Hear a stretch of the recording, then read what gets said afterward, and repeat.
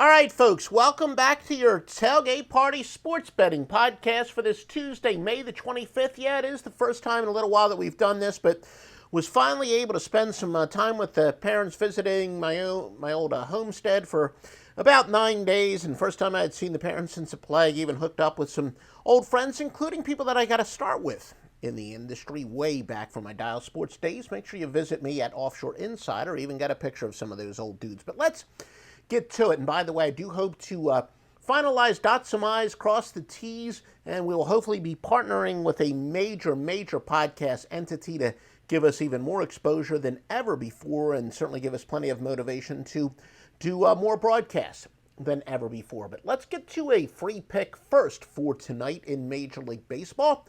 Free computer system-oriented pick from Joe Duffy's Picks. The New York Mets and DeGrom -1.5 plus 101 against Colorado and Freeland. Now, one of the strongest angles in gambling history is essentially using the odds makers' knowledge against them. We take the current odds and compare them to some recent numbers, and as I said, I use the odds makers' knowledge against them. This system is plus 938.69 units.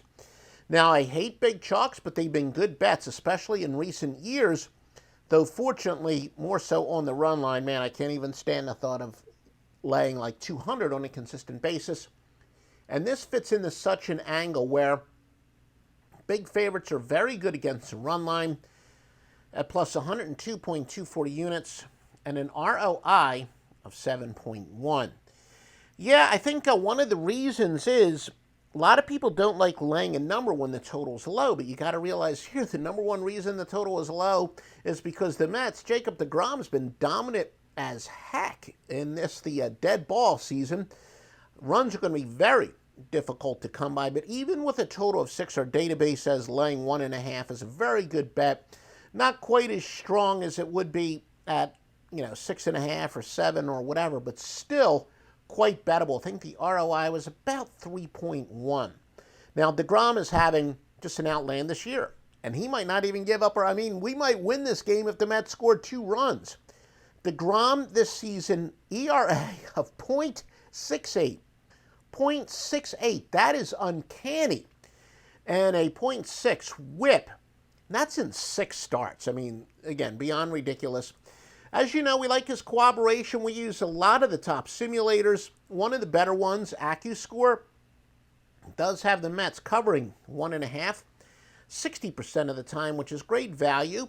And especially since if you shop around, you should either be getting small juice or laying almost nothing on the juice. A couple of our other best software packages, they don't necessarily do the run lines, but everybody does have the Mets winning, and usually by more than a run. So this is a very good value, the New York Mets on the run line.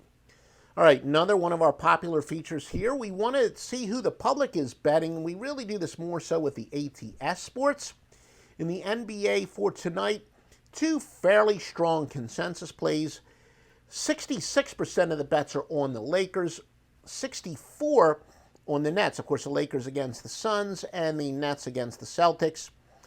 And yeah, clearly the entire world thinking the experienced Lakers will bounce back. Once LeBron gets punched in the mouth, he's going to hit you back a little bit harder. If anything, I thought it would be even a bigger consensus play on the Lakers, although a pretty big line move from the first game. So the odds makers are one step ahead of you. Now, the biggest bets for tonight in terms of money, and again, the first one is in terms of bets. As we like to tell you, contrarian bettors generally think you want to go against Joey Bag of Donuts, the guy who's betting $5 per game. So therefore, his bet counts as much in contrarian and maybe even more than a $500 or $5,000 bettor. But again, another theory is you always want to bet with whomever the bookmakers are rooting for. The bookmakers make money. So the percentage of money, only one overwhelming or fairly strong consensus tonight on the LA Clippers at 73%.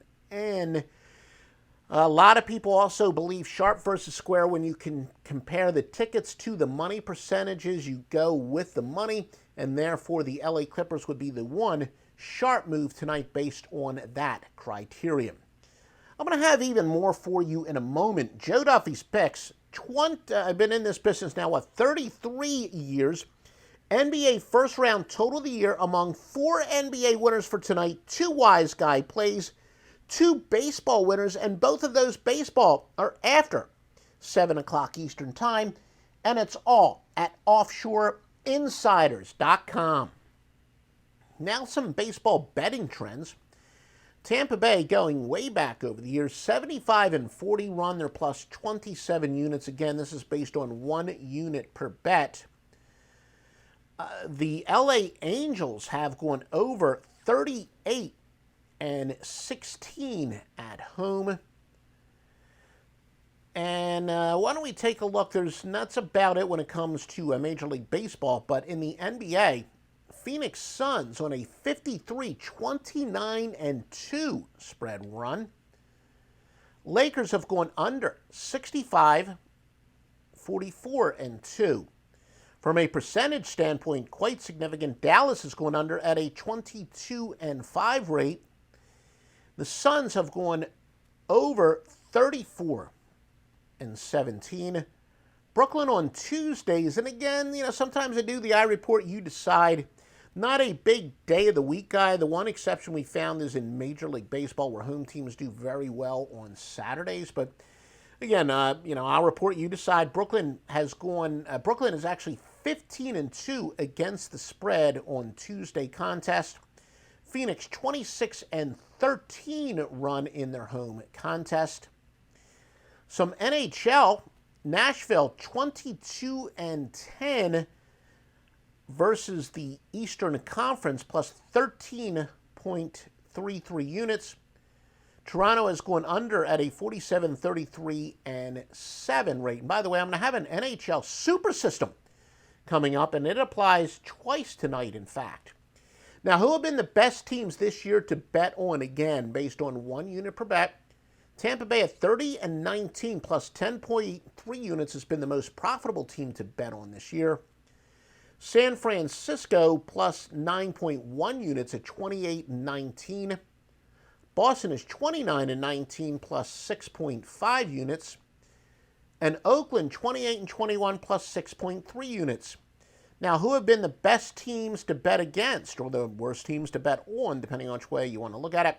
Minnesota 18-29 minus 19.1 units. Ouch. LA Angels 20-27 minus 9.9 units.